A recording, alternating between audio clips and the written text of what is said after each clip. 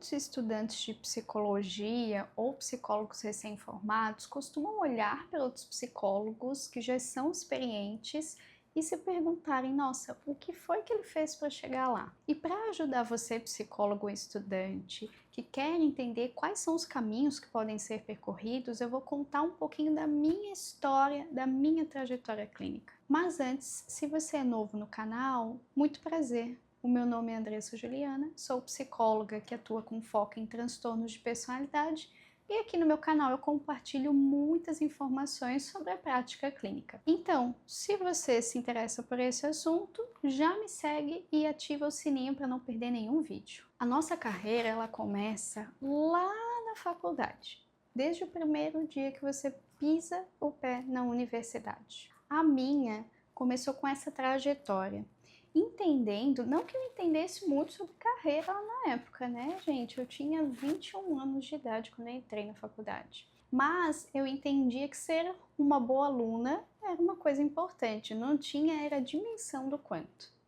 Eu me dediquei bastante à universidade, deixando claro que eu não era uma estudante que passava o dia estudando porque eu trabalhava, né? Eu fui bolsista ProUni, eu entrei com base na minha nota no Enem. Os meus pais não tinham condições de me ajudar para além do que eles já ajudavam na época, que era me sustentando, né, o básico, e eu precisava trabalhar.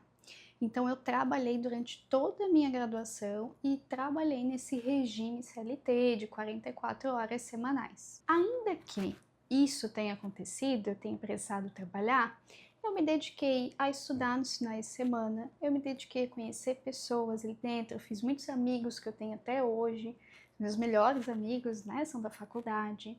Eu me dediquei a participar de projetos de extensão, então eu negociava folgas no meu trabalho para trabalhar mais no final de semana compensando e conseguia participar durante a semana de serviço voluntário em alguns projetos, de projeto de extensão. E com isso, eu consegui me aproximar de professores e participar de artigos, de resumos científicos, de publicações. E aí, além desse processo, eu me dedicava, claro, a tirar as notas que eu podia, lembrando que assim, eu trabalhava, eu cuidei da minha saúde durante essa época, né? Eu ia na academia, eu fazia as coisas e fazia as coisas como eu podia fazer, né? Então, ao invés de esperar que as coisas fossem perfeitas, eu aceitava que elas não iam ser e estava tudo bem. Ainda assim, eu consegui fazer uma boa trajetória ali na faculdade. E aí chegou o estágio da clínica, né? Nós temos vários estágios em psicologia, a partir do 5º período.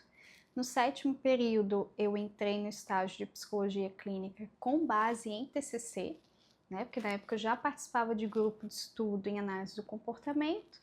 E aí mudar para TCC ali, com base nos orientadores disponíveis, foi algo mais ou menos natural. Eu gostei bastante da clínica, no entanto, eu fiquei com medo, porque os professores em geral na faculdade, eles diziam que construir uma carteira de clientes, né, ter clientes na psicologia clínica era muito difícil. Eles sempre falavam isso. E nós, como alunos, acreditávamos, né? Considerando isso, eu estava perto de me formar e aí começou a insegurança, o que é que eu vou fazer, como é que eu vou me sustentar. Quem me conhece sabe que ali na metade, ali no 5º período mais ou menos, a minha mãe faleceu. Foi uma época bem difícil, no entanto, eu tive apoio dos amigos mesmo, né? Continuei a morar com meu pai. Mas o suporte, digamos assim, que eu tinha, até financeiramente falando, ele foi diminuindo por conta disso. Então tinha essa ansiedade de, olha, eu preciso trabalhar porque eu preciso me sustentar. Isso é muito importante. E não só isso, trabalho sempre foi um valor na minha vida, né? Ser competente sempre foi muito importante para mim. Então trabalhar na minha área era uma coisa que eu queria bastante. E aí, aqui na minha região, nós temos muitas empresas e, consequentemente, muitas vagas para psicólogos que atuam com organizacional. Considerando isso, assim que eu me formei, eu trabalhava, né, não na área, assim que eu me formei, eu participei de um processo seletivo de uma startup de uma das minhas professoras. Foi um processo bem difícil, mas eu passei nesse processo seletivo e comecei a atuar dentro dessa startup que era voltada para a gestão de pessoas. Como tudo que eu faço eu gosto de fazer com dedicação, eu entrei em uma especialização em gestão estratégica de pessoas e tentei entrar nessa área e assim fiquei atuando por um ano. No final desse ano, né, eu tinha um ano de formada e aí eu sentia que eu não gostava daquilo que eu estava fazendo, eu não tinha realmente propósito. Eu gostava da clínica. Nessa época eu já tinha um dos meus amigos que estava começando a atender na clínica. Eu comecei a namorar e meu namorado atual marido, né, mas era na época namorado, me apoiava com essa transição e eu pensei, poxa, eu acho que eu vou fazer isso. E aí eu comecei trabalhando, né, nessa startup a migrar, né, fazer uma transição de carreira lentamente para clínica individual com adultos. O que aconteceu, gente? Eu atuando com a clínica, eu fui gostando, só que como eu já tinha uma visão empresarial que eu adquiri lá dentro da startup, eu já entendi a importância do marketing, eu já entendi a importância do planejamento, né, de metas, do cuidado com as finanças, do que era você ter investimentos, né, na sua empresa, do que é custo, do que é realmente investimento. Eu já tinha muita noção dessas coisas porque eu trabalhava muito próxima da diretoria lá na startup. Isso me ajudou a pensar na clínica como algo muito mais empresarial. Isso fez com que eu, antes de tirar o CRP, porque quando você trabalha com organizações você não precisa de um CRP, né? Então eu fui lá tirar meu CRP. Antes disso eu já estava em uma especialização em terapia cognitivo-comportamental. Eu já estava estudando, então eu estava revisando vários conteúdos, vários livros. Eu criei todo um planejamento do que eu teria que estudar. E eu já tinha criado o Instagram. Criei o Instagram muito porque eu sabia que o marketing ia ser extremamente importante. Eu tinha Google My Business, eu tinha Instagram, eu tinha as fotos profissionais, eu já sabia que eu ia ter que fazer isso antes de começar a atender. E foi o que eu fiz. Aí eu tirei o CRP, meus primeiros pacientes foram indicação de pessoas que conheciam meu trabalho. E aí a gente volta para o ponto de que a nossa carreira começa na faculdade, porque eu recebi muita indicação de pessoas que conheciam meu trabalho, porque eu fui uma boa estudante. Isso fez total diferença no início da minha carreira. Com isso eu tinha essas indicações e eu comecei a movimentar o Instagram. Nós entramos em pandemia, então os atendimentos presenciais eles duraram pouco tempo, nós fomos totalmente para o online. E eu estava movimentando o Instagram, estudando isso. Eu fiz um curso de marketing digital, né, para psicólogos. Eu fazia Reels todos os dias, eu tinha uma rotina de postagem, porque eu sabia que era importante. E dessa maneira, em 8 meses de atendimentos, eu fechei a minha agenda.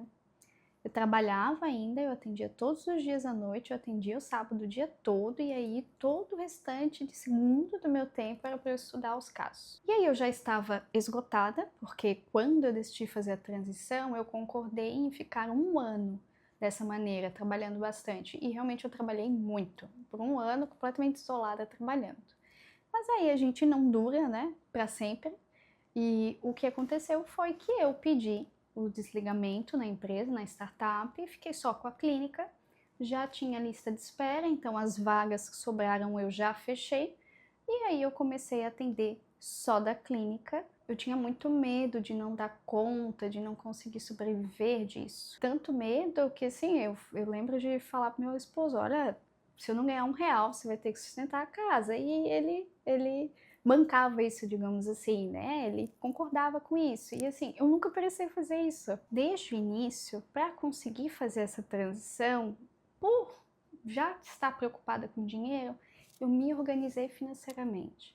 Então, como eu só trabalhava, eu não gastava nada, né?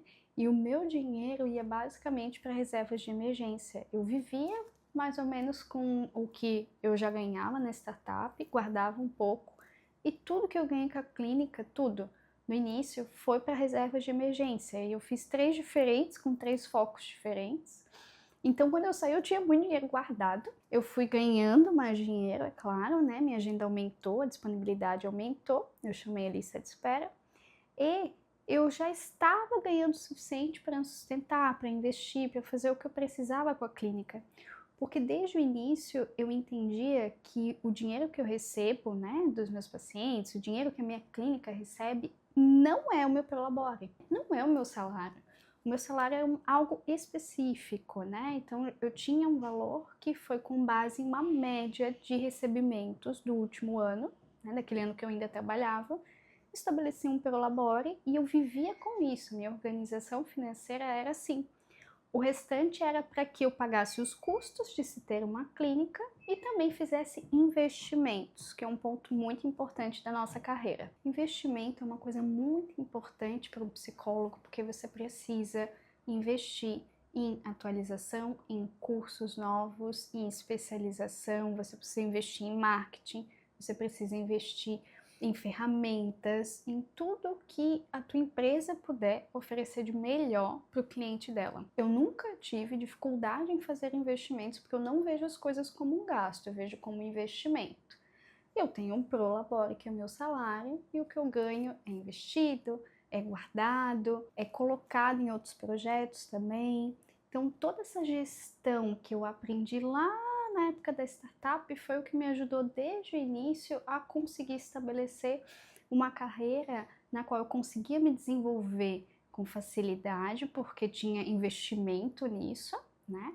E conseguia ficar segura porque eu tinha muito planejamento financeiro para poder fazer toda essa trajetória, percorrer toda essa trajetória que eu percorri para chegar aqui hoje. O último investimento que eu fiz, assim, gigante, né, foi o consultório. Então, hoje eu tô aqui nele, no meu consultório, meu espaço presencial, que estrategicamente falando fazia sentido, porque eu atendo pacientes graves, faz sentido a gente ter uma opção presencial, e porque isso fez com que eu ficasse mais conhecida ainda dentro do meu nicho na minha região. Então isso fez com que minha carreira melhorasse, entendendo que esse investimento era um investimento e eu realmente recupero o retorno do investimento que eu fiz. Então, resumindo, o que eu considero realmente importante para que você tenha uma carreira satisfatória aí na psicologia? Primeiro, comece na faculdade, se dedique lá na faculdade a ser lembrado, a produzir, a escrever, a publicar, né, e a fazer networking. Segundo, se prepare, se planeje, conheça métricas empresariais, trate a sua clínica, o seu consultório como uma empresa e não como seu salário. Isso é muito importante. Eu acho que terceiro é invista na sua carreira, isso não é gasto, pagar curso, pagar congressos. Hoje eu vou numa média de 3 a 4 congressos por ano, né? Isso faz com que eu conheça muitos profissionais, que inclusive eu já fiz muitos projetos com eles, né? Então isso é bem importante para o seu networking. E faça investimentos com estudo e com planejamento, principalmente. Se você gostou desse conteúdo, clica aqui no joinha e comenta aqui embaixo quais foram os teus desafios ou quais são as tuas dúvidas sobre como percorrer uma trajetória clínica de sucesso.